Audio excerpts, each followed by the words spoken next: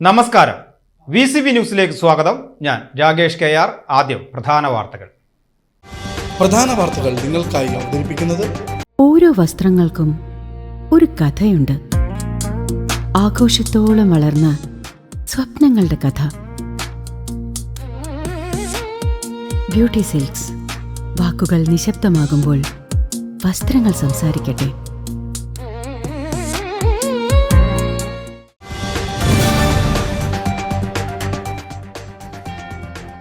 SSLC പരീക്ഷാഫലം പുറത്തു വന്നപ്പോൾ 98.83% വിജയവുമായി തൃശൂർ റവന്യൂ ജില്ലയ്ക്ക് തിളക്കമാർന്ന നേട്ടം. 99.52% വിജയം നേടിയ ഇരിങ്ങാലക്കുട വിദ്യാഭ്യാസ ജില്ല മുന്നിലെത്തി. വടക്കാഞ്ചേരി നഗരസഭാ പരിധിയിലെ 5 സ്കൂളുകൾ 100% വിജയം കൈവരിച്ചപ്പോൾ വടക്കാഞ്ചേരി ബോയ്സ് സ്കൂൾ തുടർച്ചയായ 5ാം തവണയും മുള്ളൂർക്കര NSS ഹൈസ്കൂൾ തുടർച്ചയായ 6ാം തവണയും 100 മേനി വിജയം നിലനിർത്തി ചരിത്രം ആവർത്തിച്ചു. കേരള കലാമണ്ഡലം 74-ൽ 73 വിദ്യാർത്ഥികളെ വിജയിപ്പിച്ചപ്പോൾ Panjal government school 98.55%, Cheruthuruthy higher secondary school 92% വിജയം സ്വന്തമാക്കി.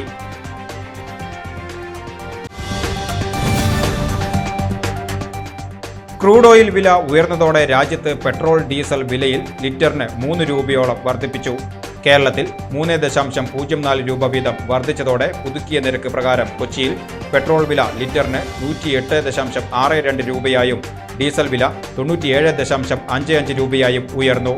5 സംസ്ഥാനങ്ങളിലെ നിയമസഭാ തെരഞ്ഞെടുപ്പുകൾ അവസാനിച്ചതിന് പിന്നാലെയാണ് ഈ വില വർധനവ്.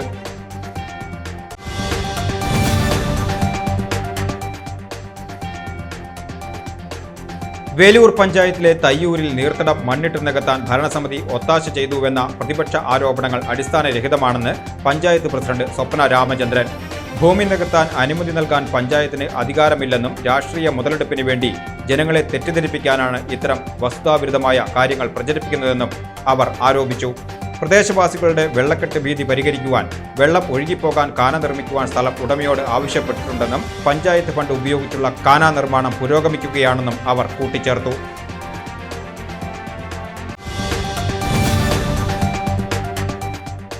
വടക്കാഞ്ചേരി നഗരസഭാ കൗൺസിൽ യോഗത്തിൽ താൽക്കാലിക ശുചീകരണ തൊഴിലാളികളുടെ സേവന കാലാവധി പുതുക്കുന്നതുമായി ബന്ധപ്പെട്ട് ഭരണ പ്രതിപക്ഷ കൗൺസിലർമാർ തമ്മിൽ തർക്കം. താൽക്കാലിക ജീവനക്കാർ ജോലി ചെയ്യാതെ ഒപ്പിട്ട് മടങ്ങുകയാണെന്നും ഇതിന് പിന്നിൽ രാഷ്ട്രീയ താൽപ്പര്യങ്ങളുണ്ടെന്നും കോൺഗ്രസ് പ്രതിപക്ഷ അംഗങ്ങൾ ആരോപിച്ചപ്പോൾ മാലിന്യ നിർമ്മാർജ്ജനം സുഗമമാക്കാനാണ് ഇത്തരം നിയമനങ്ങൾ നടത്തുന്നതെന്നും ആരോപണം വസ്തുതാവിരുദ്ധമാണെന്നും ചെയർപേഴ്സൺ തുറന്നടിച്ചു. തൊഴിലാളികളുടെ കാലാവധി നീട്ടുന്ന വിഷയത്തിൽ പ്രതിപക്ഷം വിയോജനക്കുറിപ്പ് രേഖപ്പെടുത്തി.